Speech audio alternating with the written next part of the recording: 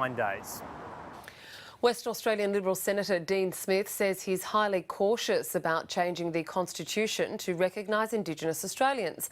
Senator Smith says the Constitution is not the ideal place for symbolic statements.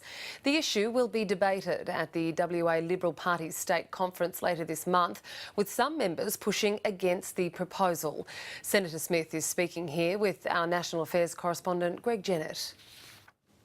Well, Dean Smith, congratulations. It appears you're going to be returned from the July election as a WA Senator, and WA Liberals will soon be debating and may pass motions calling on you and others to oppose any changes to the Constitution when they come to Indigenous Australians. Do you look forward to doing that if that motion's passed? Well, when the Liberals gather at their annual state conference in 2 weekends' time, Greg, the issue of constitutional recognition will most definitely be on the table. It's not the first time that WA Liberals have debated this particular issue, and I might say that constitutional conservatism is very much the DNA of the West Australian Liberal Party.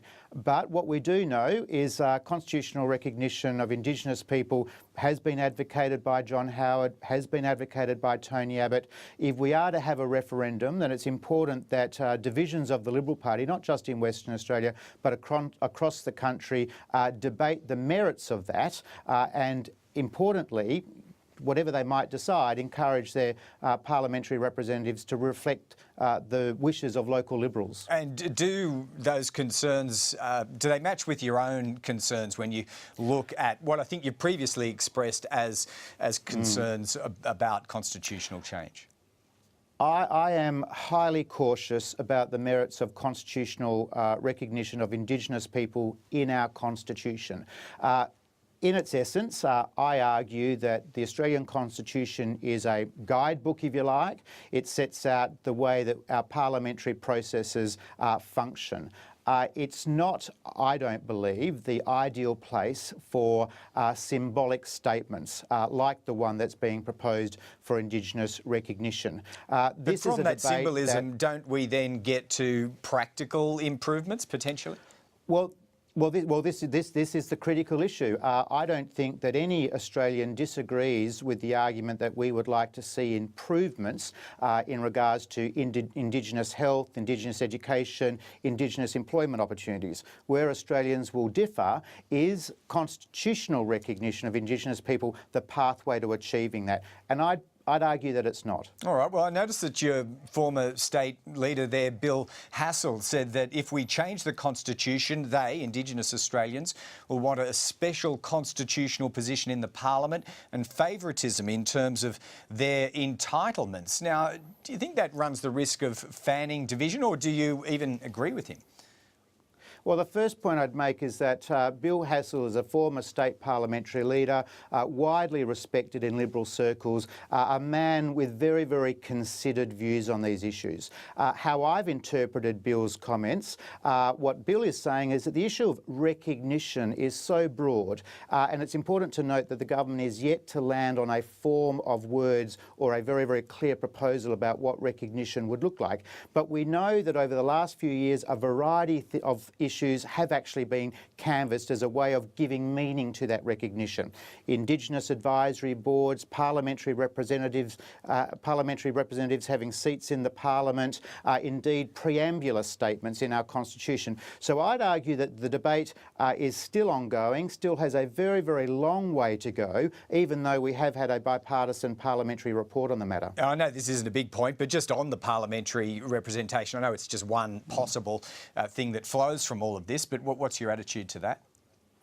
I think I would be strongly opposed to designated seats for Indigenous people, or people of any race for that matter, in our national parliament. All right. Now, how would you explain this to Ken Wyatt, another colleague from the West, who says when it starts to say that the WA federal members of the Liberal Party should prosecute a no case, then that's wrong? Ken Wyatt's words. Well, a foundational principle of the modern Liberal Party is that members of Parliament are afforded their own conscience on a whole variety of matters. And of course, Mr Wyatt brings to his parliamentary practice some very, very unique experiences and unique perspectives. I'm sure that Ken will be encouraged to consider the view of the state conference, whatever that might be, but no one will be seeking to bind Ken to a particular course of action, not at all. And is that widely recognised, that this is a subject on which Liberals may freely choose to exercise their conscience?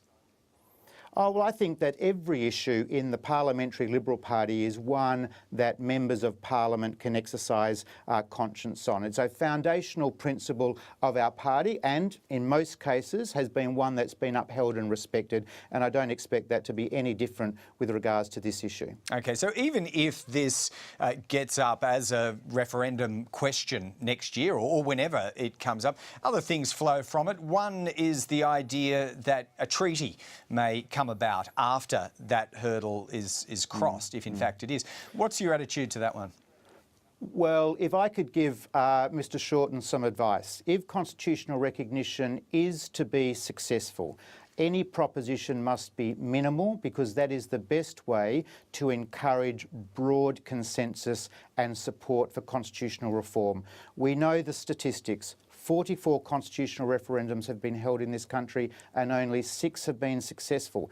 Even with bipartisan support, constitutional reform proposals are not guaranteed of success.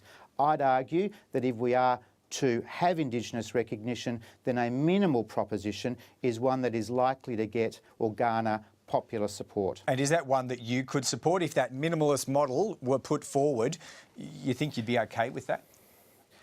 I would have to see the detail of any proposition that was put forward before I would commit to it.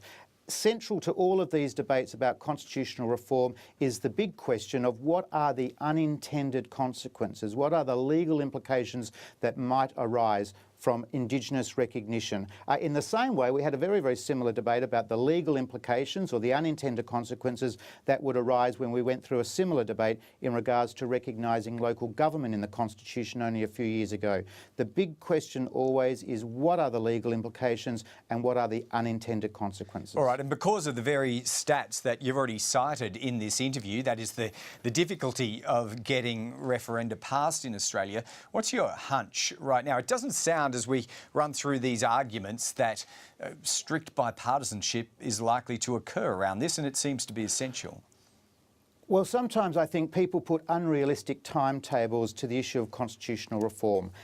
If constitutional reform is to be successful, then the merits of that reform proposition need to be well understood by the electorate.